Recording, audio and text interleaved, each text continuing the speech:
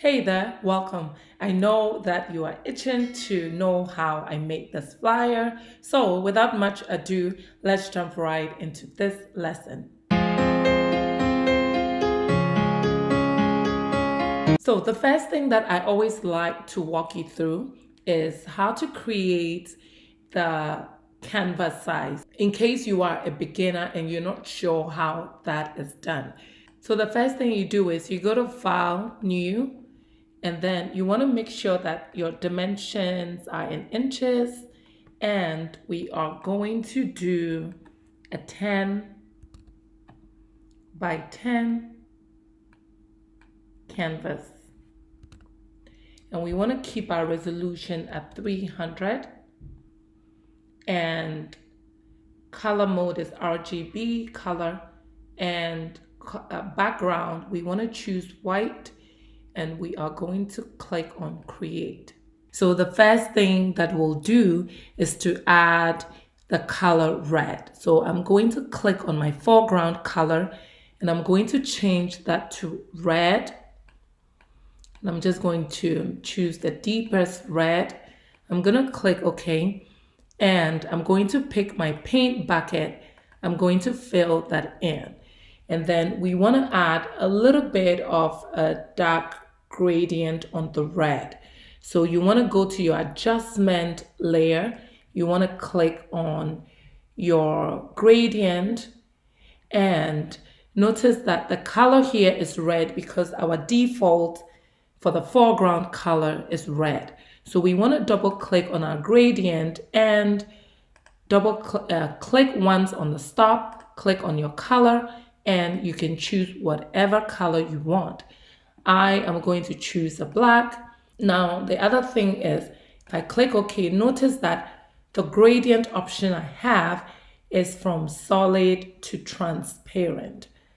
So just take note of that. I'm going to click OK.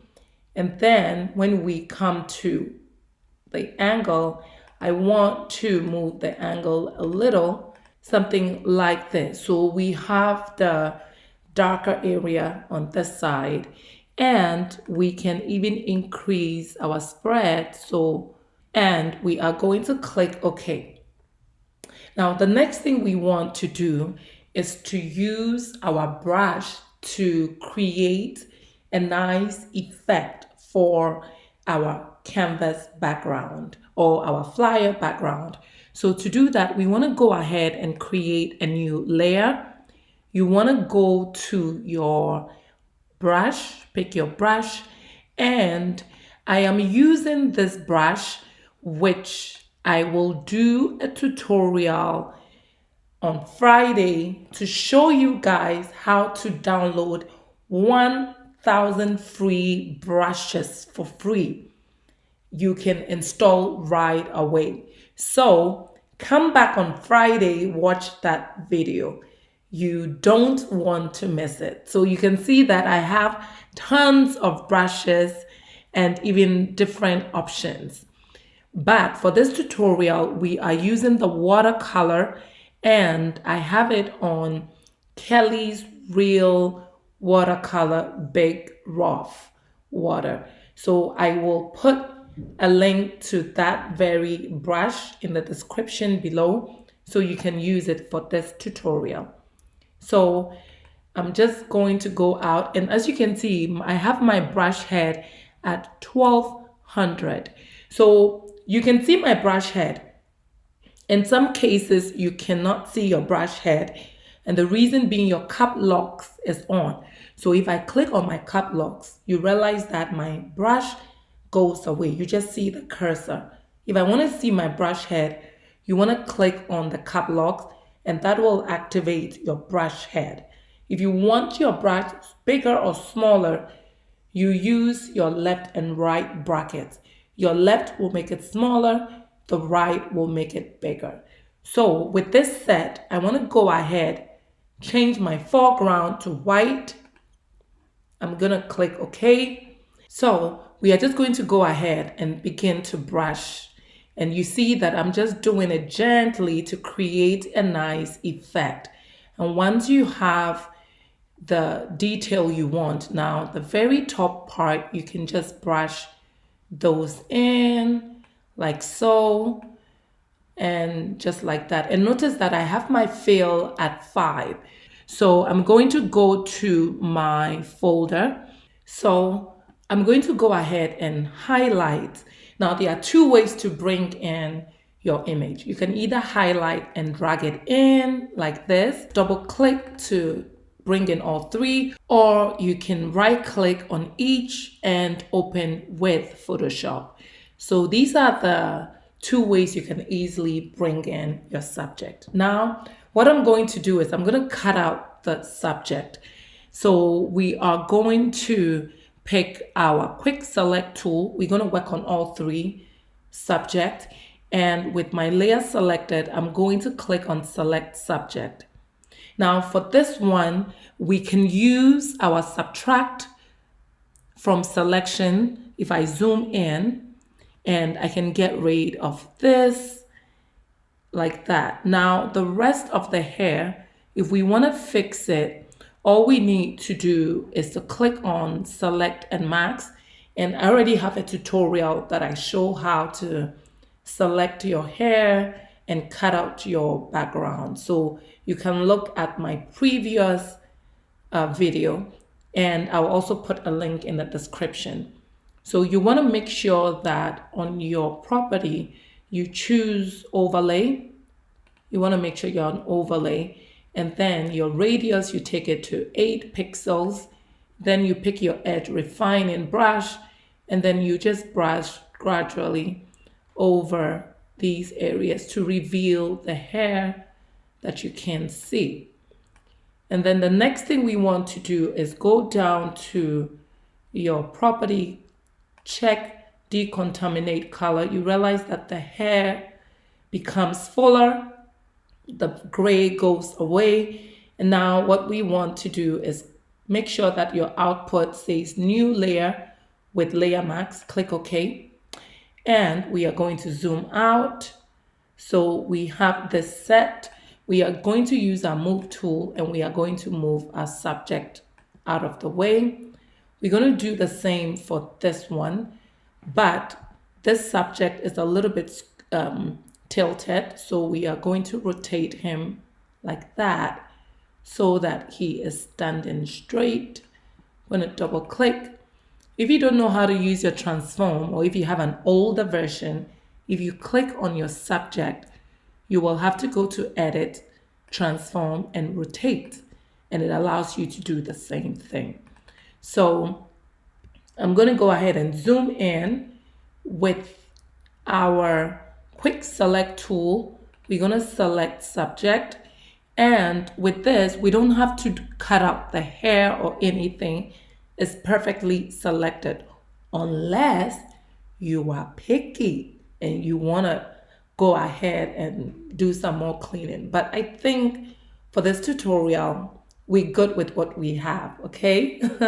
So you want to go down to your layers panel, and then you want to click on layer max, and that will cut out the subject for you.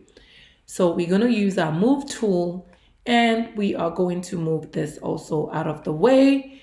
Now we want to make sure that we are going to cut out this subject. We want to scale him down a little, like so. I'm going to go ahead and even scale this guy down a little.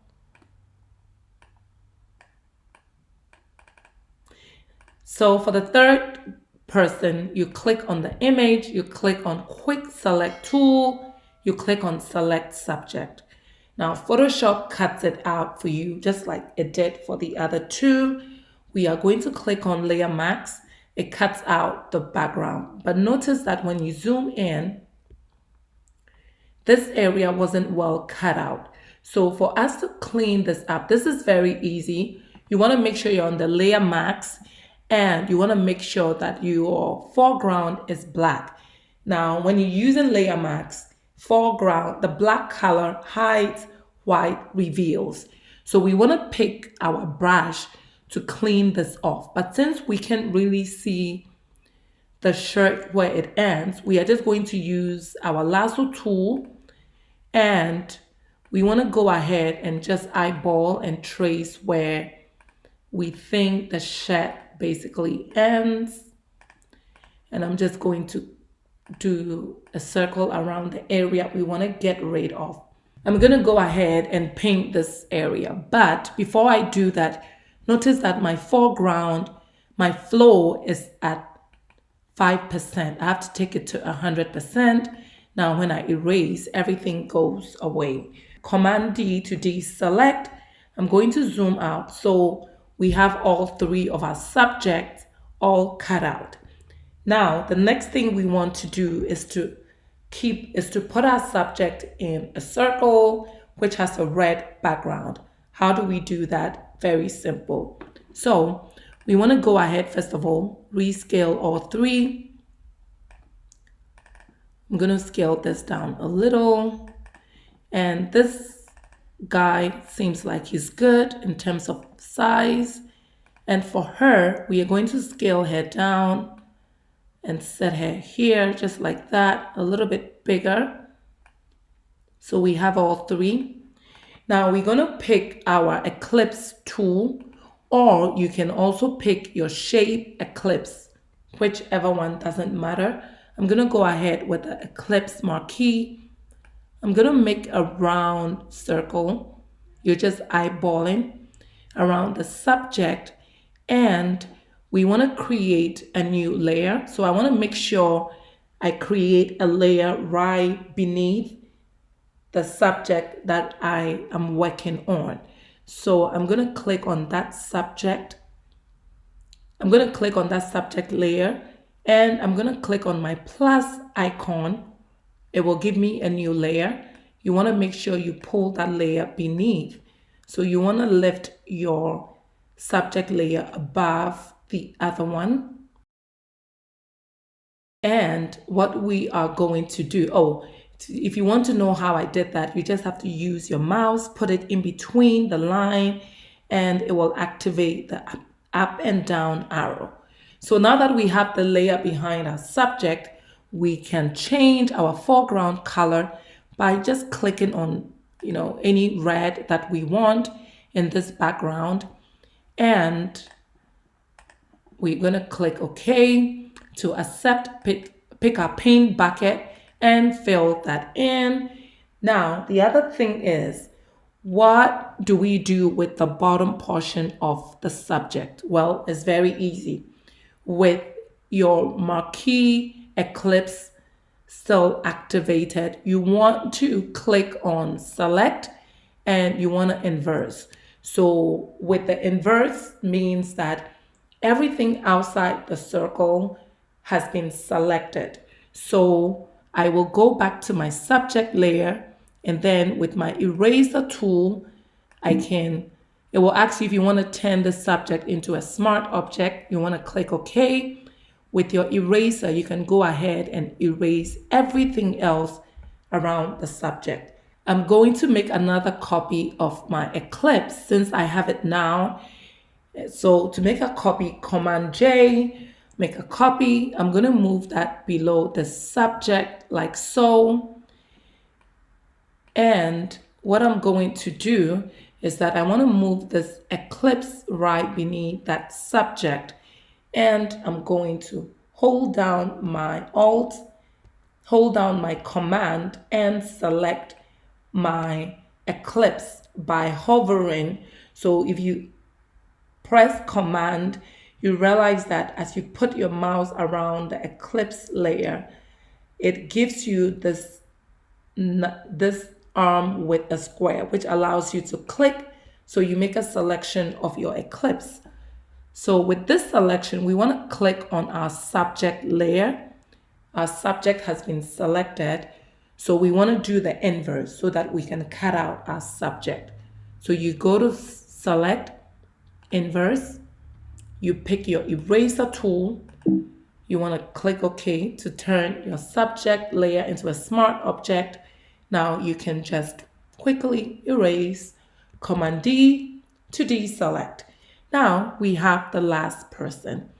So before we do the last person, I want to show you something. We want to merge our subject and our background. So you want to click on your subject layer, hold down your shift, select your other layer, right click, and merge layers. So now this is one entire, now this is one image. Now, if you don't want to do that and you feel you might want to go back and use this, what you can do is that you want to select both layers and you want to right click, and what you want to say is link layers. Now, if you link layers, you can move it together, but if you unlink by right clicking and unlink, now you can move them individually, separate. So this is two ways of either locking two different layers or merging it all together. I'm going to go ahead and merge it because I'm satisfied with how it looks. So I'm going to shift both for now, and oops, I need to go back because I need to make a copy of my eclipse. So I'm going to press Command J. Now that I have a copy, I'm going to move that to the other subject, and I'm going to make sure that I select the two lower ones, merge, so that I have both layers. Now, the reason why this looks like is covering the other one is because I haven't moved it. Oops. So there you go.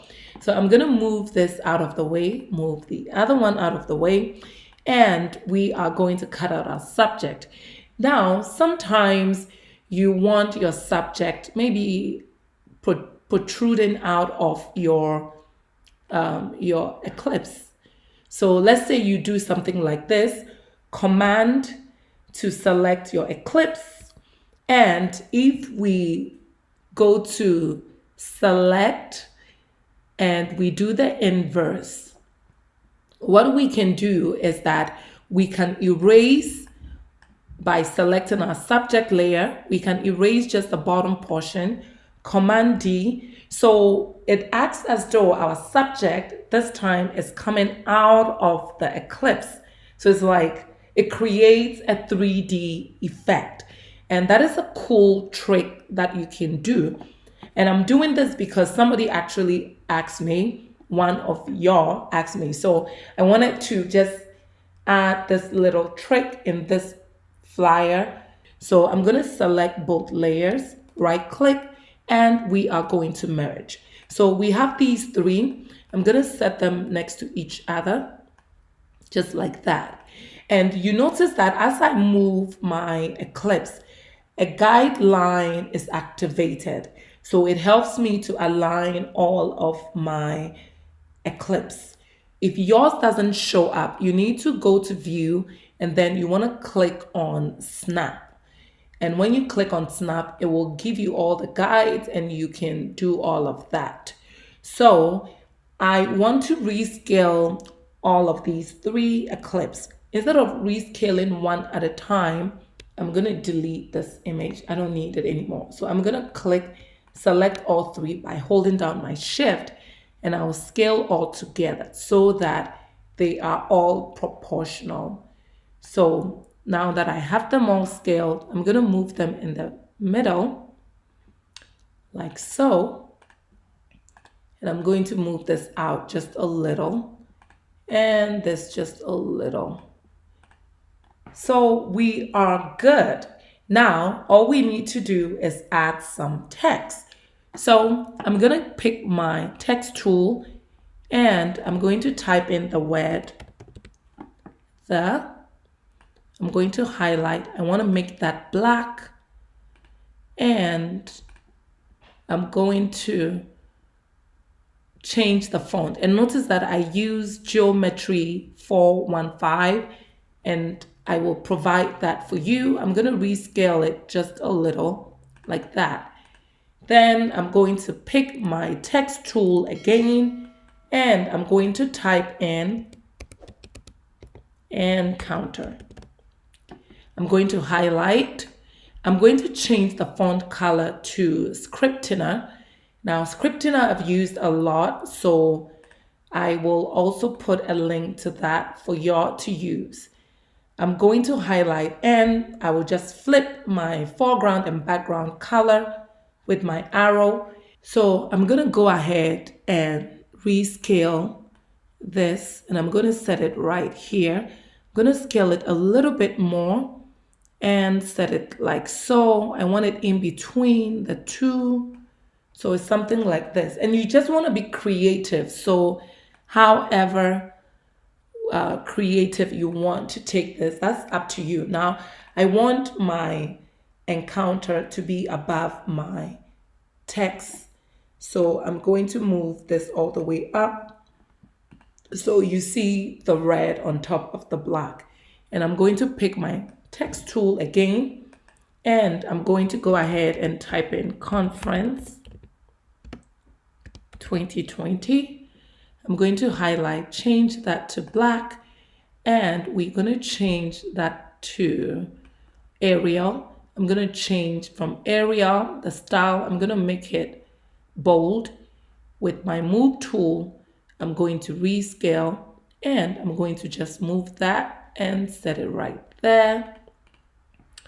So we have something like this. Now I want to make sure that the T goes beyond my canvas. So we have something like this. And I'm going to select bold text. I'm going to put that below my, so that the subject is in front of the text and not behind it. So we have something like this. This looks very cool. We want to go ahead and type in the name of the church. So with my text tool selected, I'm going to choose Arial. We're going to just type.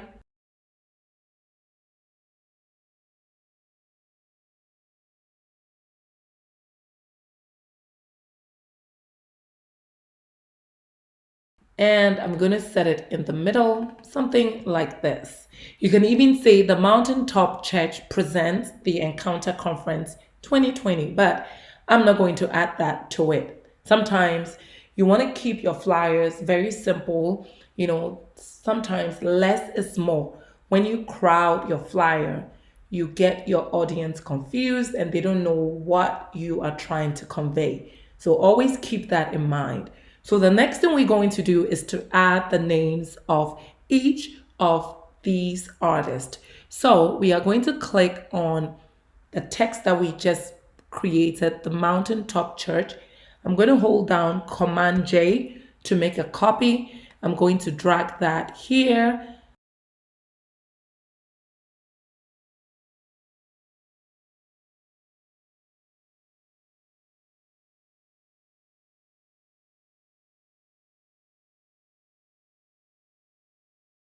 So we are halfway, almost done.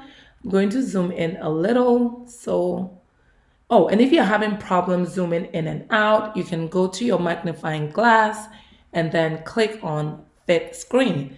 So the next thing we want to do is to add a little bit more info on the bottom. So I'm going to pick my text tool. This time I want to change my font to BBuzz. You know I use BBuzz font a lot. I'm going to click and add the date. And I'm going to highlight. We're going to change that color to white. With my move tool, I'm going to just scale it like that. So we have our dates a little bit bold and big. Sometimes you just want to do that. So I'm going to go ahead, highlight, and I want to take down the style. I want to make it book style. And we want to space this out a little.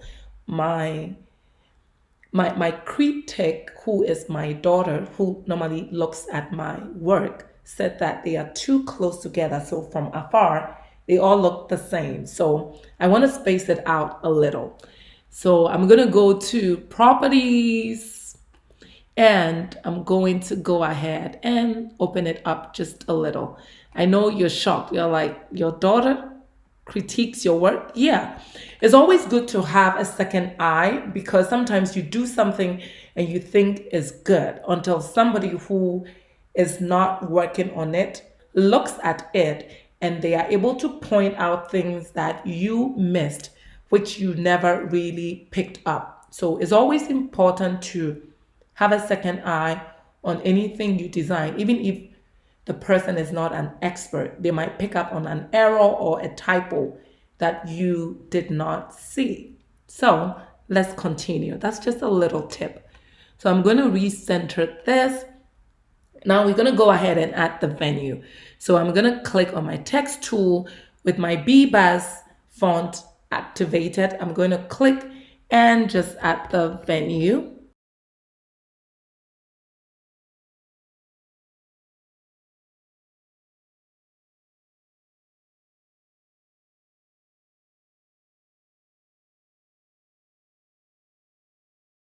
And I'm just going to go ahead and move it up a little. Now we want to close up the spacing of this. So we go to our property bar and I'm just going to move my VA in a little so it's more compact, and I think it's good. It's all centered. We are going to go ahead and move this up a little, and basically, guys, we are done.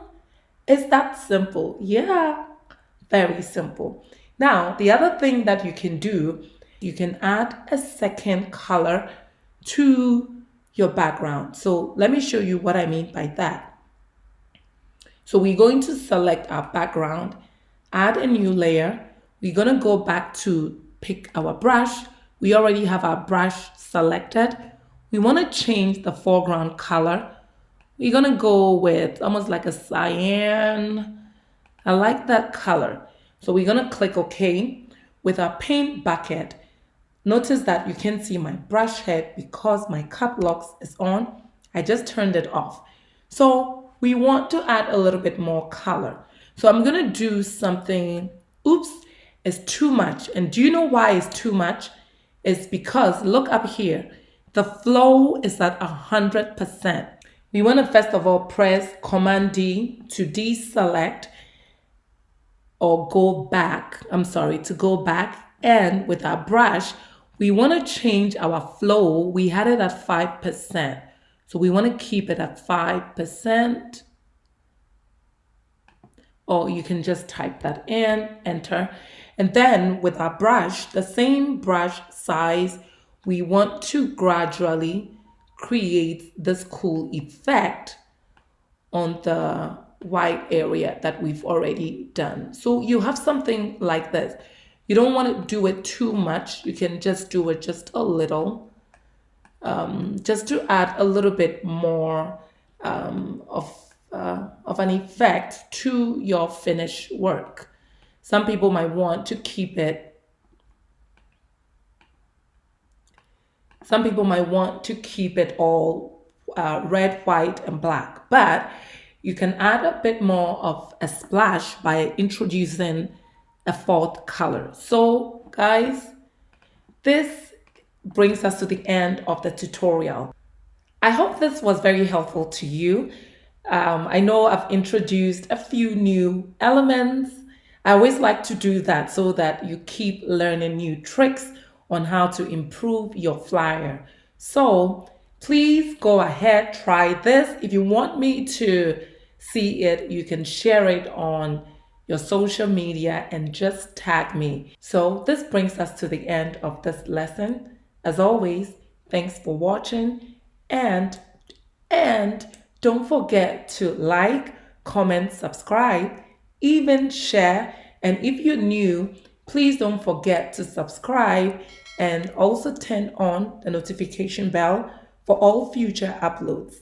So Friday, please, I have a special gift for you all. So don't miss out on that video. See you then. Bye.